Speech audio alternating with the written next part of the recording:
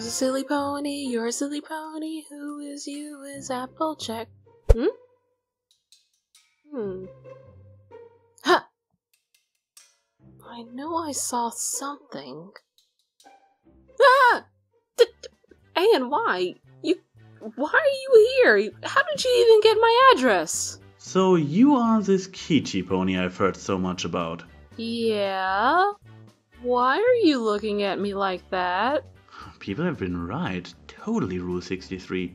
You know, you actually have great potential. You really just need a few adjustments here and there and you could totally rock this herd of episodic overanalyzers. Here, let me show you. What are you... And a bit over there.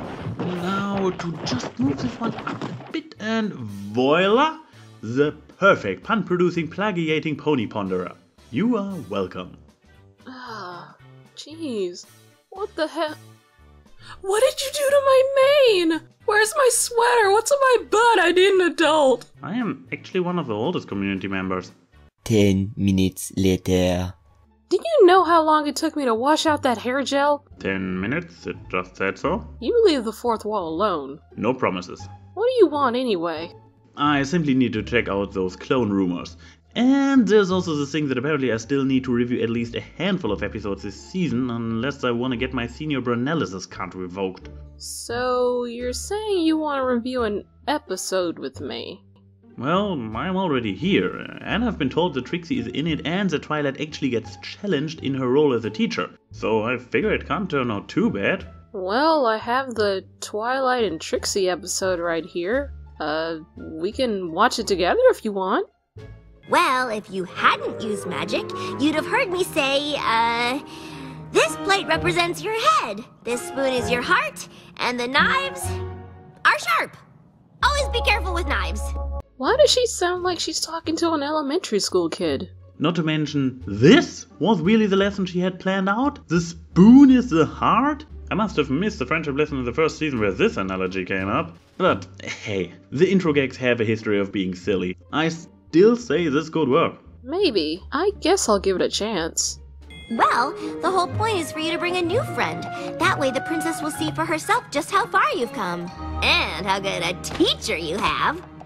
Why is Twilight more concerned with impressing Celestia rather than helping Starlight? Well, she has always been a bit of a teacher's pet. A bit? Okay, maybe more than a bit. Anyways, she has always been like this, and I don't see too much of a problem that she still wants to impress her old mentor every now and then, especially now that she became a mentor herself. As long as this doesn't become her driving force through— Don't jinx it! Hey, maybe I'll just force friendships by magically enslaving the entire population of Ponyville! Starlight? Twilight does not appreciate sarcasm. I am not sure the episode really knows what it wants here. I assume Starlight intended this sentence as a joke, right? But why was she making the "yes, right, I totally was joking" face after Twilight calls her out on it? Was she not kidding? I don't think it's that. Starlight is trying to turn her terrible actions into humor to make them seem not so bad. She told the joke expecting Twilight to laugh, but Twilight didn't catch the joke, so she panicked and got nervous about it. Sounds reasonable. Still a bit of awkward writing.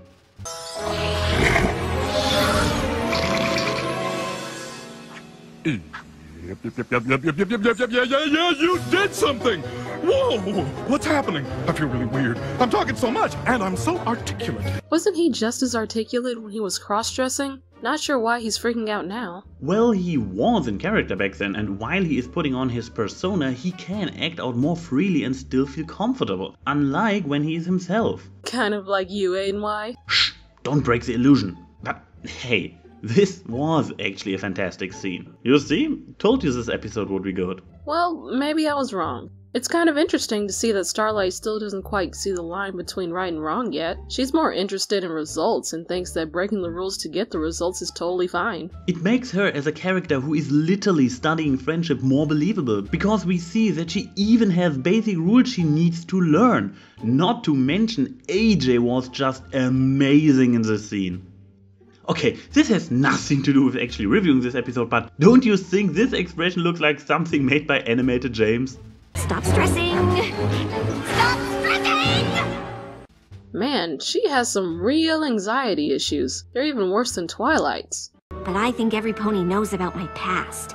I may have been a tiny bit completely and utterly evil.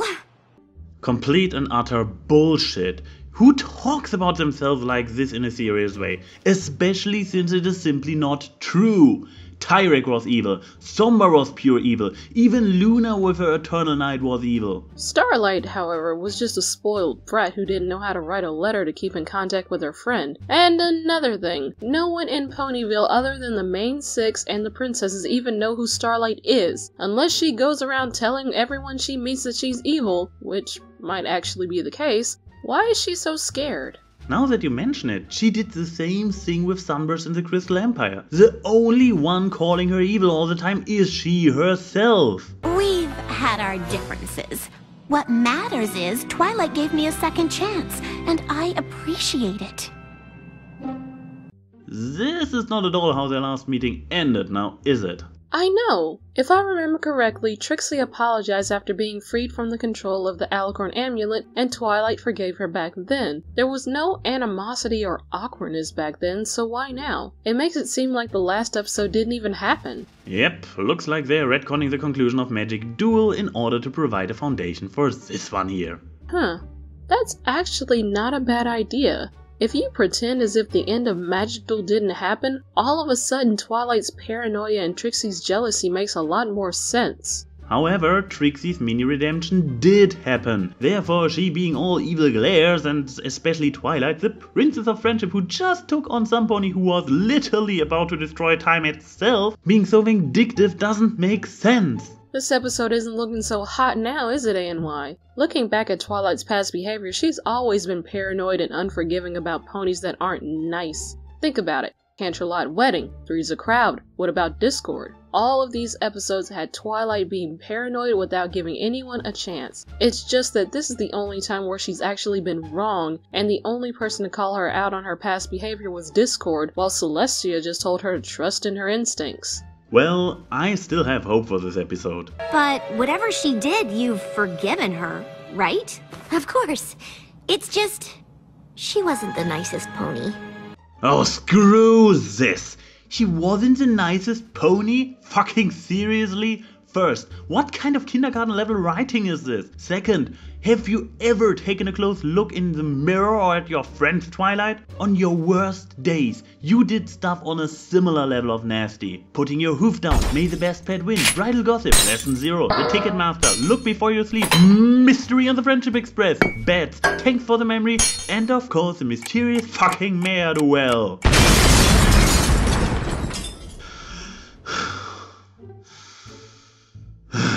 And none of you had an evil enchanted amulet making you act like that. You okay there, buddy? Hold on. I need coffee.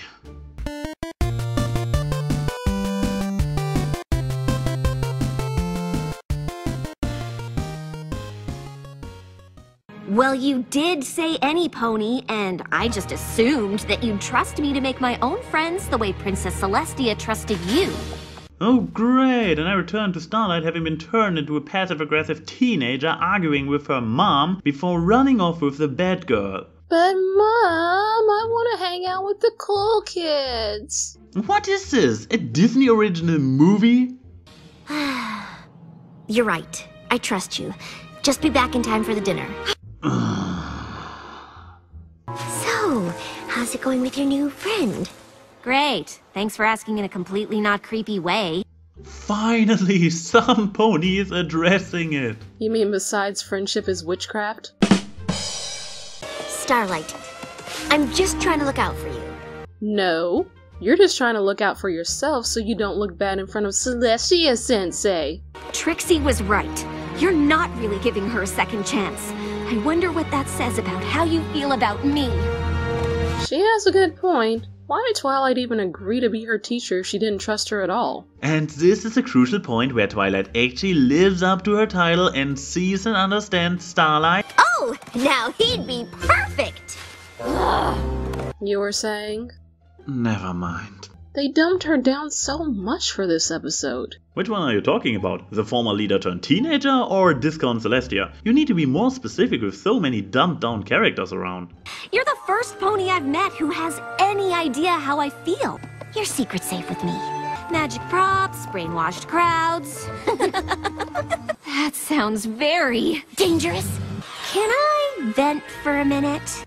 Finding a common bond? Check. Sharing a secret? Check. Inside joke? Check. Finishing each other's Sandwiches? I see you get my point. Check. And now venting to each other, even so it literally is only one sentence. Check. Starlight Glimmer should be here any minute. I admit, Celestia's expressions are super funny and save this otherwise cringeworthy awkward scene. However... She looks like she has a stick up her butt. She's never been this standoffish and snooty before. She would have at least smiled or given a nod of approval at Twilight. I'm guessing they couldn't get the voice actor to record for the scene, but it's really weird to portray her like this. I definitely don't feel like my heart is breaking into 1,000,000 pieces. On the nose writing is on the nose. Let's be great and powerful together. At this point, it has been explicitly stated at least twice that this stunt will be deadly for Trixie without Starlight. So, is Trixie honestly attempting suicide here? And what about Starlight? Was she just gonna let Trixie get eaten and die if Twilight didn't go talk to her? She has some real issues if that's the case. Well, her mentor also seems to be fine with having a calm talk while overlooking the scene of an ongoing suicide, so I can't really blame Starlight at this point. I can. Well, at least the Vor community will love this episode. Quiet! If you say Vor 3 times, you'll summon Aeon. Did you notice her outfit? She got digested just a little bit before Starlight poofed her out of there. Imagine if Twilight's speech would have been just a few sentences longer. I am not sure Trixie's appearance would still go through as TVY. Meh, PG-13 at best. You should probably ask Aaron to show you some images of what being inside a stomach does.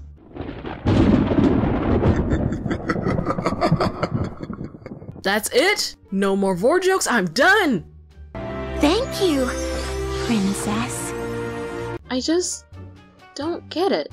How can an episode be so meh when you have Trixie, Starlight, and Twilight as the main focus? Twilight's common sense was turned down to 0 and she was reduced to the role of an overly protective mother. Starlight is starting to seem like a sociopath with an anxiety disorder. Celestia was a runoff gag that did pretty much nothing for the story other than be a framing device, and Trixie was pretty much in character. She just was really stupid and borderline suicidal with the Manticore trick. This episode impressed me even less than the previous Spike episode. Let me say this again. A Spike episode was better. Has the world gone mad? You see, here's the thing with me and episodes. I can enjoy them when they're really great or when they're harmless enough, or even when they reach so bad it's good territory. But what really pisses me off are episodes who have a fantastic premise and elements that have the potential for greatness but fall flat on the way there. Sadly, No Second Prances falls into the last category. I really wanted to see how Twilight gets used to her role as Starlight's mentor, and that they are off to a rough start in their relationship is actually exactly what I was hoping for. They could have easily called back to Twilight learning about being a teacher back in testing 1, 2, 3. She had to learn that her methods of teaching were not the best and that everyone had another way of learning. With Starlight, she wasn't even concerned with her learning friendship as much as she is teaching Starlight about friendship.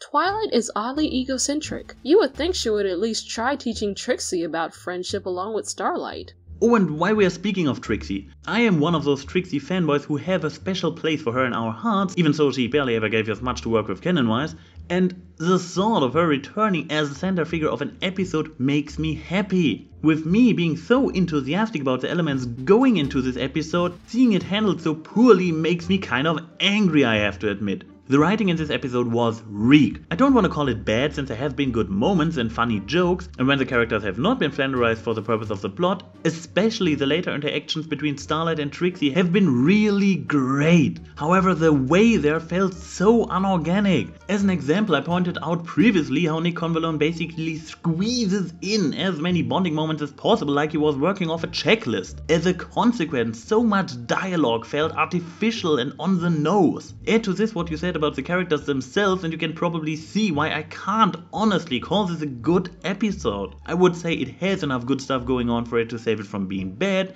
so we end up with a disillusioned meh. Is there anything else? Actually, there is a little bit of the episode left. Hold on. How do you get your hair to do that all the time?